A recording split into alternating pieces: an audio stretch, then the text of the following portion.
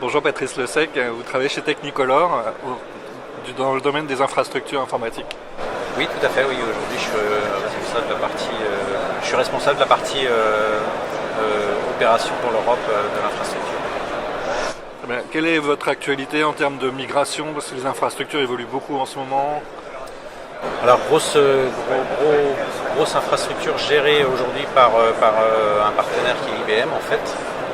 Et après, on a quelques data centers locaux, typiquement comme Arène, qui est un gros centre de R&D, qui a ses propres infrastructures en interne pour gérer des applicatifs bien particuliers de la recherche, par exemple. Oui. Donc des données sensibles que vous préférez maintenir en interne plutôt que de les externaliser. Voilà, oui. Et des besoins business dont IBM ne répond pas forcément avec leur solution proposée aujourd'hui. Alors vous venez aux Assises 2013 pour une veille technologique, vous cherchez des solutions en particulier? Alors je suis venu déjà pour faire cette présentation pour SafeNet avec lequel on a travaillé en début d'année, une implémentation de nouvelles solutions d'authentification forte. Et on a aussi mis en place des produits comme Zscaler dans la compagnie qui sont aussi des produits SaaS qui étaient très intéressants avec lesquels on s'affranchit du matériel en interne dans la société. Solution de proxy dans le cloud en fait. Donc ça nous affranchit aussi d'équipements qui étaient gérés sur chaque site qui avait des accès internet. Et aujourd'hui on a des équipements qui sont décentralisés dans le cloud pour gérer les accès et le filtrage internet par exemple. Vous avez eu tendance à consolider? On essaye de consolider les éditeurs, de consolider les équipements. Aujourd'hui, on a de moins en moins de personnes pour gérer un peu tous ces équipements, donc on essaye aussi de partir vers des solutions SaaS effectivement, ce qui est plus facile à gérer et à manager.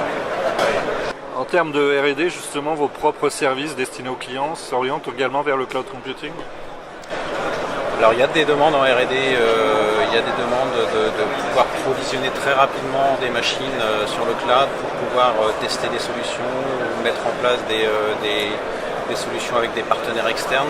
Ça permet effectivement de gérer plus facilement la mise en place plutôt qu'en interne et ouvrir des firewalls et ainsi de suite pour pouvoir communiquer avec l'extérieur. Donc il y a des grosses demandes aujourd'hui, particulièrement en R&D, de pouvoir provisionner toutes ces machines assez rapidement.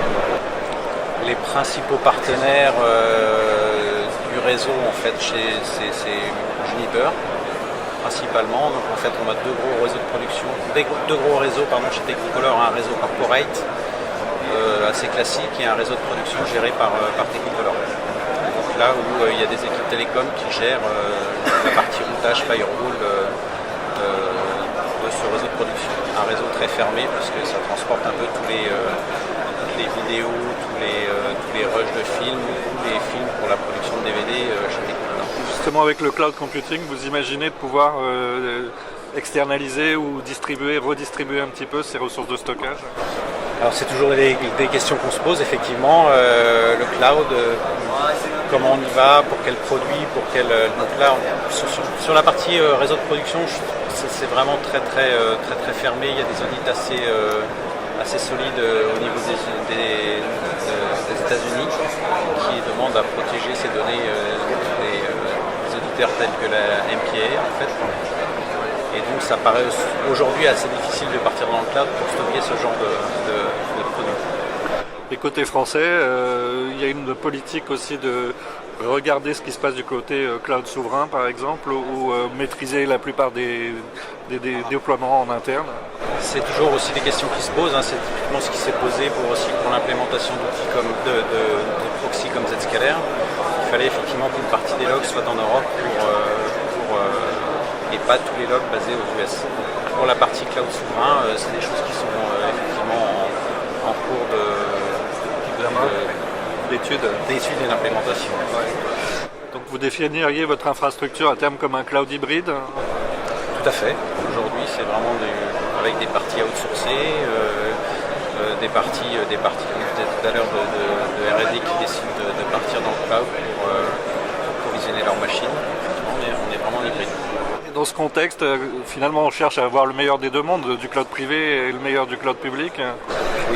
Oui, c'est un peu l'état aujourd'hui du marché en fait, et des grosses sociétés qui prennent le meilleur de chaque partie. Est-ce que la difficulté, ça ne devient pas la gouvernance de ce cloud hybride?